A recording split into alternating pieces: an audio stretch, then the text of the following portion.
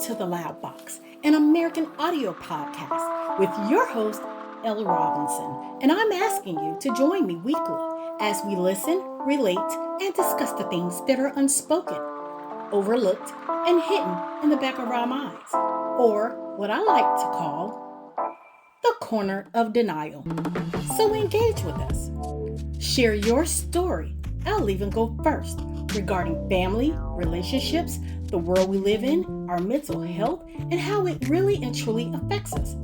How you were molded by your experiences, even how you overcame them. There's really only one way to get it out, and that's to unlock the box. Hello, and welcome back to our audio podcast.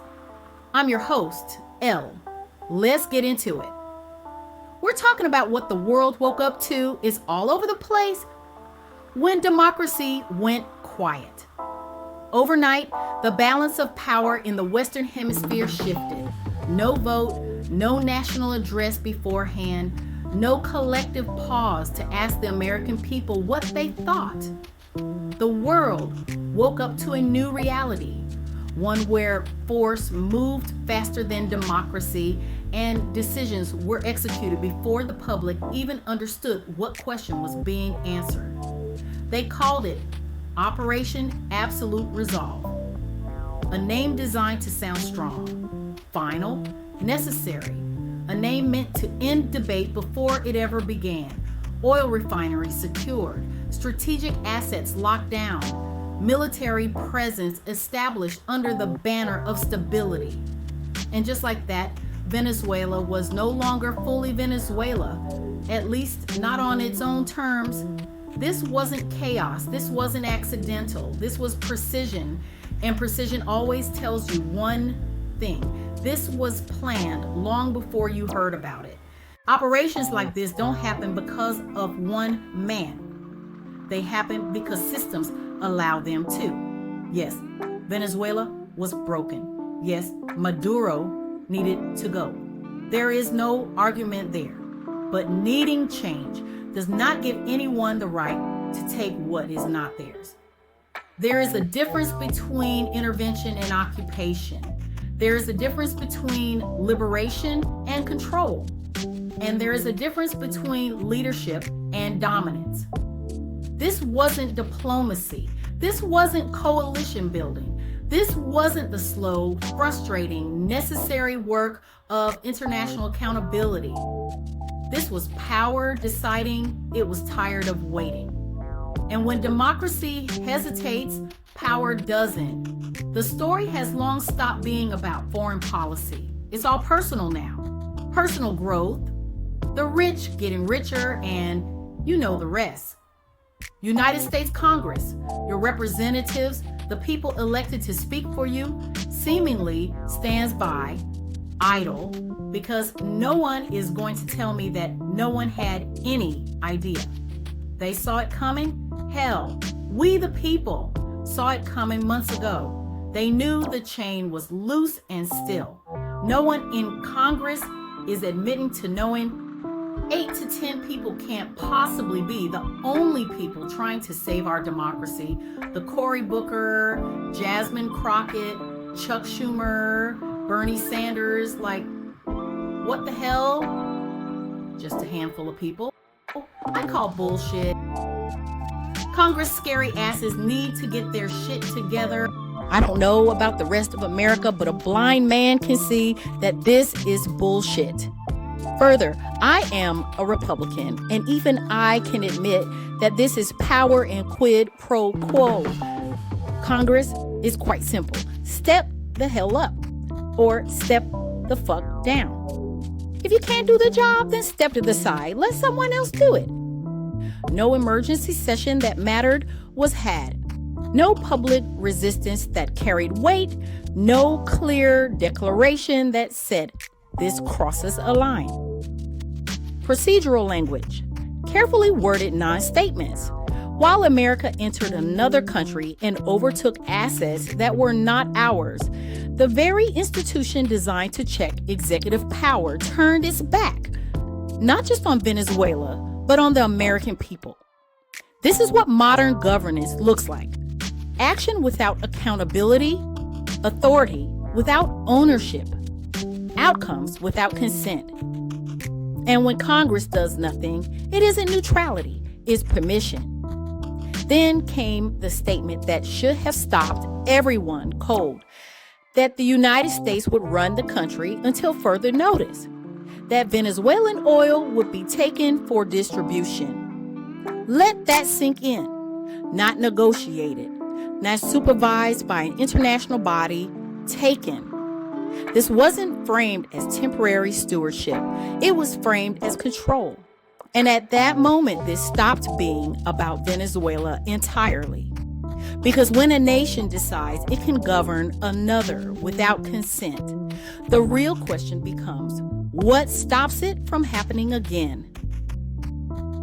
Who will stop it from happening again? Hell, or better yet, what country is next?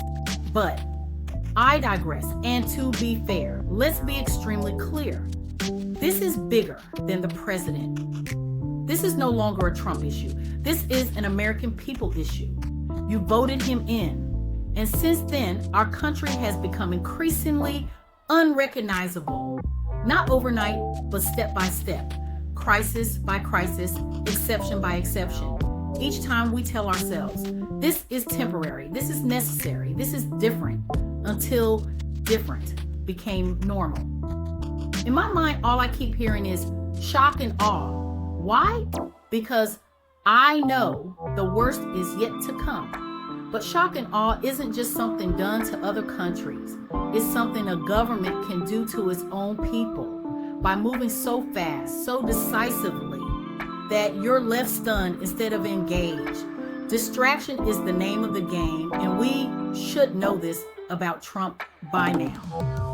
I don't know why this keeps coming to mind. As a child, I had to recite this and practice for weeks to get it just right. It wasn't until now that I really and truly understood what it means. The preamble. We, the people of the United States, in order to form a more perfect union, establish justice, ensure domestic tranquility, provide for the common defense, promote the general welfare, and secure the blessings of liberty to ourselves and our posterity, do ordain and establish this Constitution for the United States of America. We give the government power only so it can protect, serve us, and preserve our freedom, not so it can act without us. This does not mean the president. It does not mean the military. It does not mean Congress acting quietly. It means the citizens are the source of authority. And if you are a true American, you should be offended. Whether you agree with their actions in the midnight hours or not, you should be offended. I am. That's like someone coming into your home and popping a squat, eating your food, and deciding to take your things without even being invited in or given permission. I mean, how dare you? You're not even going to ask or bring it to my attention. If something this massive happens without public consent, debate, or accountability, it violates the spirit of we the people, even if it is wrapped in legal language. In order to form a more perfect union, this means decisions should strengthen the country internally, not divide it, confuse it, or erode trust.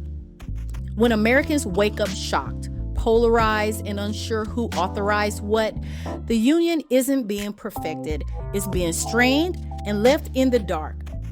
This is how I know it's no longer about the people. Establish justice. Justice means rules apply evenly, including to those in power. If the U.S. can seize control of another country's resources without transparent process, Americans should ask, what rules are being followed and who decided they don't apply here? Ensure domestic tranquility. This means keeping peace and stability at home, not fear, unrest, or constant crisis. Sudden foreign takeovers, secrecy, and executive-heavy decisions destabilize the public psychologically, even if no shots are fired on U.S. soil. Provide for the common defense. Defense means protecting the nation, not expanding power for advantage or resources. If, and I'm saying if, oil control is framed as defense, Americans are entitled to ask, defense against what exactly? Where is the proof?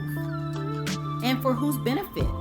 It seems that we're doing a lot of distraction plus manipulation. This event started slowly with blowing up tugboats. Boats so small that no amount of drugs allegedly being transported was ever going to affect America in totality. Hey, doesn't matter anyway because they blew them up. The boats and the people while crossing the ocean, not in America, but just out in the open ocean. We know what we were told, but to this day, no proof. Again, distraction and manipulation. The rich and powerful have always thought that the poor and the middle class are slow and stupid, hence why they get away with so much shit. People in these classes rarely question anything. They're too busy struggling and fighting to keep up financially. Politics. Power isn't on most their minds. How am I going to pay my bills is. And what does Israel have to do with it? Come on, people, stop it, think. You know, and I know that Israel can't wet water without the U.S. So surely they do not control as military deployments, direct U.S. oil policy in Latin America, or authorize U.S. executive actions. Blaming an ally distracts from the harder truth. These decisions are made by American systems, under American laws, by American leaders, and for whatever reasons, unbeknownst to we the people. Promote the general welfare. This means actions should improve the lives of the American people as a whole, not just markets, allies, or elites. If Americans are struggling economically while watching foreign assets be secured in their name, it raises a fair question. How does this actually help everyday citizens? Secure the blessings of liberty to ourselves and our posterity. This is the long game. It means don't normalize action today that weaken freedom tomorrow. When power moves without consent and becomes precedent, future leaders inherit fewer limits and citizens inherit fewer protections. The Constitution's opening promise says government power must be transparent, accountable, and rooted in the will of the people. And when something this consequential happens without those elements, Americans are right to feel unsettled. When democracy went quiet isn't about one action. It's about what happens when the people are no longer clearly part of the decision. And that's not a partisan concern. That's a constitutional one. And I don't give a damn if you're a Republican or Democrat. Make it make sense.